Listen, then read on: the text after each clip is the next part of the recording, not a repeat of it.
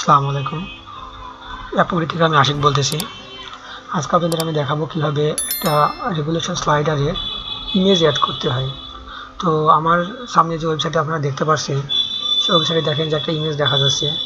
ইমেজের পরে মাউসটা রেখে যদি আপনি টান দেন, দেখেন ইমেজটা সরে যাচ্ছে। তো এটা হচ্ছে কি যে একটা উপরে ইমেজ রাখছি। তো আমরা প্রথমত এই ইমেজটাকে ডাউনলোড করে নিই। দেখেন ইমেজের পরে ক্লিক করে যদি আপনি সেভ ইমেজে যান, এখানে সেভ দেখাচ্ছি। আগে থেকে আমার ইমেজটা সেভ করা আছে, তাই আমরা সেভ করতেছি না। তো আমরা এই সাইটটায় আমরা ওই ইমেজটা অ্যাড করে আপনাদের দেখাবো। তো যেহেতু আমার এই ওয়েবসাইটে লগ ইন করা অবস্থায় আছে, তাই উপরে এই সেটিংগুলো আপনি দেখতে পাচ্ছেন। যদি আপনার ওয়েবসাইটে লগ ইন করা না থাকে তবে আপনি এগুলো দেখতে পাবেন না। তাই প্রথমত আপনার ওয়েবসাইটে আপনি লগ ইন করে নেবেন। তো চলুন আমরা ড্যাশবোর্ডে যাই।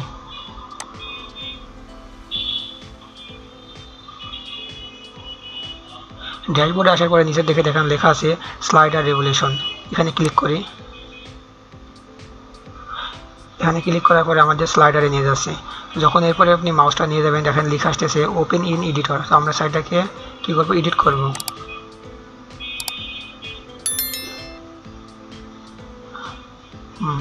তো আমাদের এখানে একটা কি লাগবে, ইমেজ লাগবে। দেখেন আমরা উপরের দিকে কিছু অপশন দেখতে পাচ্ছি, ব্যাক, স্লাইড, তারপর আছে কি অ্যাড লেয়ার। তো অ্যাড লেয়ারের পরে মাউস যখন রাখবে, দেখেন নিচের দিকে কয়েকটা হোভার হয়ে অপশন আসতেছে টেক্সট, ইমেজ, বাটন, শেপ। আমরা কি নেব, ইমেজ। ইমেজের পরে ক্লিক করি। এখানে ইমেজ নেওয়ার অপশন দেখাচ্ছে, আমরা এখানে ডাবল ক্লিক করব।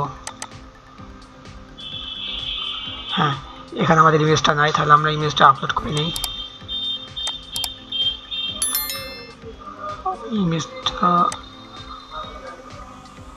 এখানে রাখছিলাম, ইমেজটা নেই।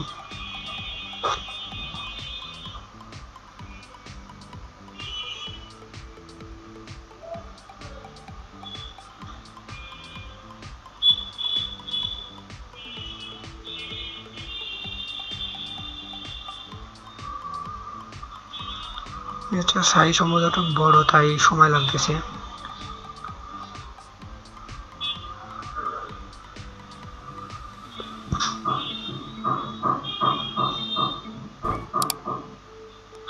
এখন আবার ইনসার্ট করি।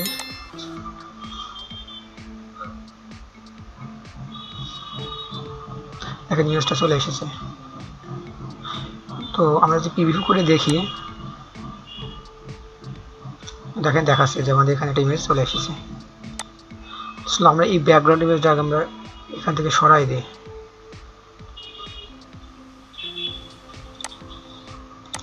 যদি আমরা এখানে কালার দিয়ে দিই, কালারটা ব্ল্যাক কালার করা আছে, হ্যাঁ ব্ল্যাক কালার, এই দেখতে পাচ্ছেন ইমেজটা সুন্দর মতো দেখা যাচ্ছে। তো যদি ইমেজটাকে আপনি ছোটো বড়ো করতে চান, তাহলে মাউসটা এই যে পয়েন্টারে রেখে যদি আপনি বামে দেখে ডান দেখে টানেন, তাহলে এটা ইমেজটা ছোটো বড়ো হবে। তো ইমেজটা আমি একটা ছোটো করে রাখতে চাচ্ছি।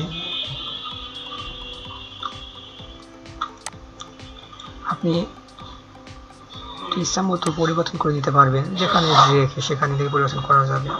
তো এছাড়াও আপনি যদি ইমেজটাকে মিডিলে মানে সেন্টারে রাখতে চান, তবে এই যে অ্যালাইনমেন্টে যাবেন, সেটা আছে হচ্ছে সাইজ অ্যান্ড পজ থেকে। এখান থেকে আপনি মিডল করে দিন, মিডিলে চলে আসবে। লেফটে গেলে লেফটে, রাইটে গেলে রাইটে।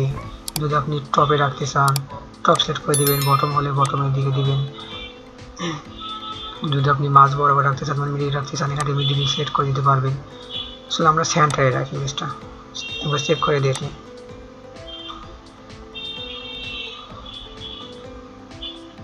দেখছেন ইমেজটা সেন্টারে চলে এসেছে। এখন ইমেজটা যেহেতু আমাদের পিএনজি ফরম্যাটে ছিল, তাই এর কোনো ব্যাকগ্রাউন্ড কিছু দেখা যাচ্ছে না। আসলে আমরা একটা ইমেজ ডাউনলোড করে দেখি যে অন্য কোনো ইমেজ নিয়ে দেখি যে সেটা আসলে কেমন দেখায়। এটা ডিলিট করে দিই। আপনি যদি এখানে ইমেজের পরে মাউসটাকে সিলেক্ট করে যদি শুধু ডিলিট চাপেন, এটা ডিলিট হয়ে যাবে। তোমরা নতুন করে একটা ইমেজ নেই।